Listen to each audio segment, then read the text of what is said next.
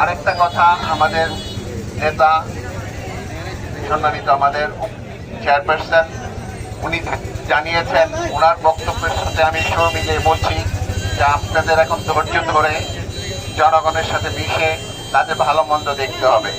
আমরা যেন কোনো অবস্থাতেই শুনতে না পাই কোনো জায়গায় চাঁদাবাজি এবং লুটতরাজি সব কিংবা কাউকে জুলুম করা হচ্ছে। এটা কোনো অবস্থাতেই বরদাস্ত করা হবে না।